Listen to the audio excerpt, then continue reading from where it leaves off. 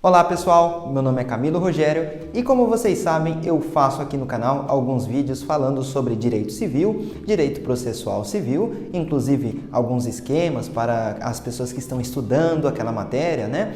Também falo sobre direito previdenciário e desenvolvimento pessoal, então eu trato de vários assuntos aqui no canal, né? E um dos assuntos que eu vou tratar hoje é direito previdenciário, mas dessa vez eu vou tratar a dúvida de vocês. Exatamente, vocês que encaminharam comentários, dessa vez eu fiz diferente. Eu vou responder essa dúvida através do vídeo mesmo aqui, tá? De repente usando até aqui a lousa, eu não li todas as perguntas, eu só passei o olho e selecionei ali, né, algumas pra gente comentar hoje, certo? Então é isso, a ideia do vídeo é tirar algumas dúvidas. Ah, mas eu vou esclarecer o problema da pessoa? É impossível que isso aconteça, né? Se a sua dúvida for algo simples, por exemplo, você tem uma dúvida do que é o pedágio 50%. Eu tenho um vídeo aí no canal que explica o que é o pedágio 50%. Ah, eu tenho uma dúvida sobre divórcio, como que funciona o divórcio, né? Pensão alimentícia, se não me engano, eu tenho vídeo aqui também. Então você vai nesse vídeo, você vai tirar algumas dúvidas. Mas aí, algum ponto do vídeo que você não tem entendido, as pessoas acabam perguntando nos comentários, né? E isso é bom, por quê? Porque quando eu respondo, a ideia fixa mais ali na cabeça da pessoa. Ela ficou com uma dúvida de um ponto, eu respondo ela expressa aquela dúvida e aí acaba esclarecendo, né? O que é muito bom. Ela não resolveu o problema dela, muito provavelmente ela vai precisar de um profissional para resolver o problema, mas pelo menos sanou uma dúvida aí, né? O que é muito bom.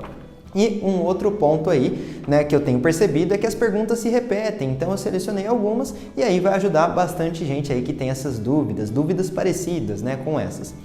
Um outro ponto também é que eu tenho percebido que as pessoas elas estão se ajudando nos comentários, né? Muita gente elas acabam perguntando alguma coisa e outra pessoa responde embaixo, o que é excelente, né?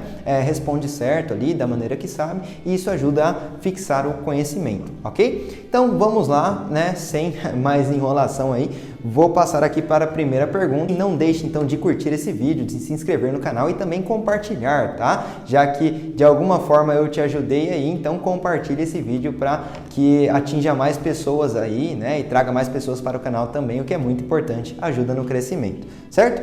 Bom, o Anselmo então ele perguntou aqui. No meu caso, eu tenho 32 anos de contribuição e 50 anos de idade. Aí ele quer saber com quanto tempo falta para ele se aposentar, quanto tempo falta para a aposentadoria. Então, o caso do Anselmo é assim, né? Ele tem lá 32 anos de tempo de contribuição e tem 50 anos de idade, né? Deixa eu ver se é isso mesmo, 50 anos de idade, vou abreviar assim, certo? Pessoal, só de olhar aqui, a gente já sabe que ele não se enquadra no pedágio 50%, né? No caso, eu tenho um vídeo aqui no canal falando sobre o pedágio 50%, não vou explicar aqui porque ficaria um vídeo longo, ou se eu explicasse rápido você não iria entender também, então não ajuda em nada. Mas nesse caso aqui, na dúvida dele, a gente pode se dizer que falta o quê? Se ele não parar de trabalhar, ele teria que alcançar a idade mínima de 65 anos, no caso.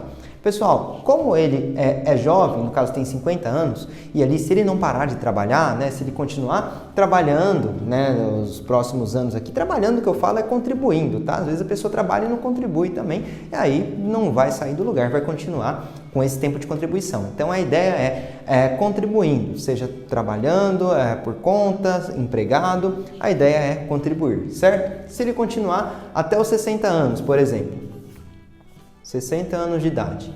Se ele continuar até os 60 anos, quanto tempo de contribuição ele vai ter? 42 anos de tempo de contribuição, né? Opa, 42 não, 40. Conta errado aqui. 40 anos de tempo de contribuição até os 60, certo? Ah, então ele não precisa alcançar os 65 anos? Não, pessoal, nesse caso não. Por quê? Porque aqui ele atinge uma outra regra, que é a regra do pedágio 100%, certo? O que diz o pedágio 100%? É que no caso, se você, na época da emenda, né, a 13 de novembro de 2019, se você tinha um tempo de contribuição que você não se enquadra no pedágio 50%, você pode se enquadrar no 100% também. Só que o 100% ele tem uma idade mínima para homem, que é de 60 anos. Também tem uma idade mínima para mulher, que é no caso de 57 anos, tá?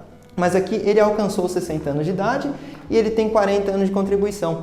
O pedágio 100% ele fala basicamente, né? Depois eu vou fazer até um vídeo falando melhor sobre ele. Mas ele fala basicamente que você tem que ter o dobro de tempo de contribuição que faltava para se aposentar à época da reforma.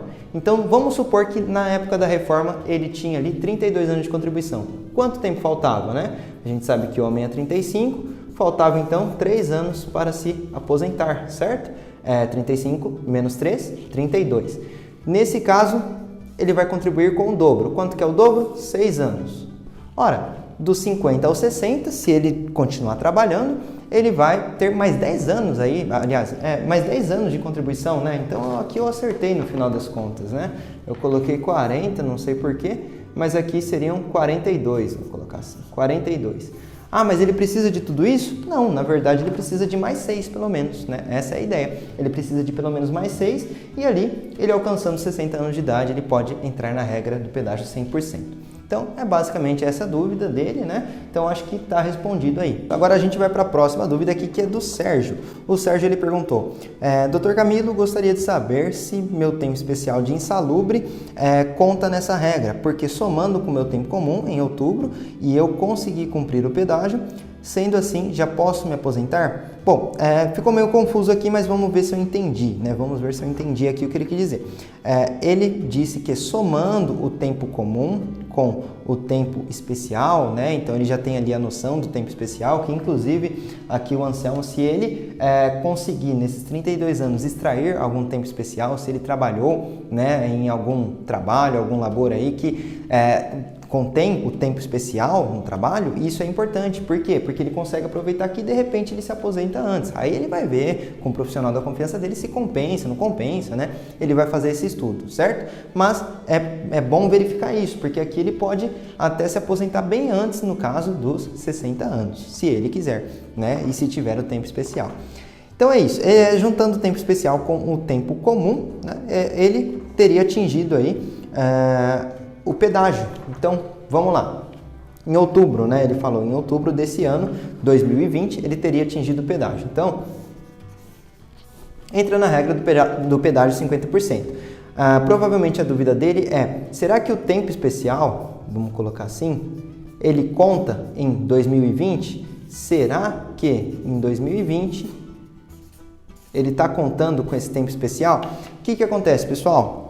No caso, para você converter, né, para ter essa contagem privilegiada do tempo especial, é só até a reforma da Previdência. Depois da reforma, como que acontece? Acontece de uma outra forma. No caso, você teria que ter todo o tempo de trabalho especial. Você não consegue, por exemplo, eu trabalhei 5 anos em atividade insalubre, que realmente dá ali o tempo especial, né? Eu trabalhei 5 anos só. Perfeito. Antes da reforma da Previdência, esses 5 anos teriam uma contagem diferenciada e seria adicionada ao tempo comum. E hoje, no caso, hoje já não vai ter mais isso. Então, você consegue fazer isso até quando, né? Até quando vai contar o tempo especial aí, se você não trabalhou a vida inteira, né, num labor insalubre? Até quando vai contar? Até 13/11/2019. Então, eu acredito que tenha sido isso, né, que ele perguntou aqui, se vai contar esse tempo, e realmente até 13/11/2019. A menos que, aí é uma informação que ele não traz aqui, que ele tenha trabalhado a vida inteira aí no labor insalubre. Vamos supor que ele entrou em uma empresa que tinha um ruído extremo e ficou lá do começo ao final, né, desse tempo de contribuição até alcançar o pedágio, por exemplo. Então, realmente já seria uma outra regra, provavelmente ele se aposentaria bem antes, né, que na verdade aí já é menos tempo se você ficou a vida inteira no labor insalubre, tá? Basicamente isso. Então a gente pode ir para outra pergunta agora, que Camilo, parabéns pelo vídeo. Pessoal, é até bom ele ter comentado isso. Eu agradeço, tá, os comentários de vocês positivos, os likes aí que vocês dão e também as inscrições, os compartilhamentos. Isso é muito bom, muito válido mesmo aqui para o canal. Então vamos lá. Tem uma dúvida, por favor. Fiz solicitação da aposentadoria em 9/9/2020. Bom, uma data que a gente já pode anotar aqui, né? 9/9/2020. Tá, vamos ver. pois no dia 8/9/2020 eu preenchi todos os requisitos para requerer o benefício transição pedágio 50% com fator. Perfeito, ele sabe aqui o que ele está falando, né? Realmente ele já tem essa noção do pedágio 50%, então já sabe que alcançou nessa data. E ele fez pelo site, e aí a pergunta é meio longa, mas vou resumir aqui. E aí na reafirmação da DER, tem um vídeo aqui no canal também que eu falo sobre isso, tá? Reafirmação da DER, bacana você ver esse vídeo aí. Essa pergunta eu acho que eu não falei, mas é do Valdir. E aí na reafirmação da DER eu indiquei sim, ele indicou sim, né? Aparece aquela pergunta, se você tiver dúvida veja o vídeo. E se for deferido, ou seja, se realmente for concedido, né, o benefício, vou receber os atrasados desde o dia 9/9/2020 ou por ter optado sim na reafirmação da DER? É uma pergunta muito boa dele. Ou por ter optado sim na reafirmação da DER, mas sem precisar dela, terei alguma punição desses atrasados? A ideia é que não, tá? A ideia é que não. Por quê? Vamos lá. Você atingiu os requisitos no dia 8, ele falou um dia antes, né? Perfeito. Aqui ele fez um dia depois só que atingiu os requisitos, tá? Vamos supor que essa decisão administrativa, que o INSS decida, né? Deixa eu pôr a folha aqui. Vamos supor que o INSS ele decida sobre o benefício, ele conceda o benefício alguns meses depois. Vamos supor que isso saia lá em janeiro. Vamos colocar aqui uma data de exemplo, 10/1/2021. Perfeito? Tá. Aqui foi feito o pedido e aqui foi concedido. Passaram-se aí cerca de 4 meses, né? 4 meses, um pouquinho mais. Tá. Se aconteceu isso, pessoal, e ele atingiu no caso direito aqui, né? Se estava tudo certinho aqui, ó. Aqui já estava tudo ok, ó. Símbolo de certo aqui, né? Tá tudo ok. Se estava tudo ok aqui, o que vai acontecer? Ainda que o benefício tenha sido concedido aqui e que ele tenha optado pela reafirmação da DER, no caso, né? A data de entrada do requerimento. Eu falei DER às vezes você nem sabe, né? Mas seria a data de entrada do requerimento, que no caso dele, do Valdir, é essa data aqui. Se aqui, nesse ponto, for concedido, mas ele tinha o direito aqui, no momento do pedido, né? No caso que ele fez, da DER, realmente ele vai receber os atrasados, ele vai receber aqui os dias aí do mês de setembro, outubro, novembro, dezembro, até os dias do mês de janeiro aí, tá? Essa é a ideia. Mesmo que ele tenha colocado lá que ele quer a reafirmação da DER. Porque a reafirmação da DER, ela só vai ser utilizada se for preciso mesmo, aliás, se for preciso mesmo, né? Que se utilize dela. Vamos supor que aqui ele fez o pedido, mas aí o INSS analisando e tal, né? Aí aqui nesse ponto o INSS chega e fala para ele, olha, na verdade você não atingiu os requisitos aqui na data que você estava pensando. Na verdade você atingiu os requisitos nessa data aqui, ó. 12/12/2020. Na verdade, você atingiu os requisitos aqui. Então, ainda que eu decidi, o INSS, né? Ainda que eu tenha decidido aqui, ó, eu vou reafirmar a DER, então, para cá, porque foi aqui que você atingiu os requisitos, você continuou trabalhando ou você continuou contribuindo. Veja o vídeo aí da reafirmação da DER, você vai entender mais sobre isso, tá? Tem um vídeo que eu explico tudo aqui no canal.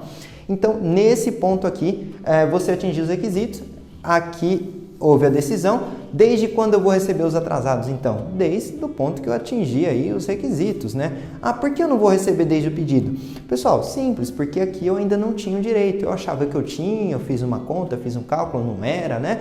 Então, por isso é até importante, né? Quando você vai a um profissional aí de sua confiança, ele vai fazer os cálculos e normalmente é um cálculo que é diferente até do INSS, porque o INSS tem a calculadora dele, mas nem sempre você consegue confiar, o INSS não computa aí o tempo especial, então tem tudo isso, né?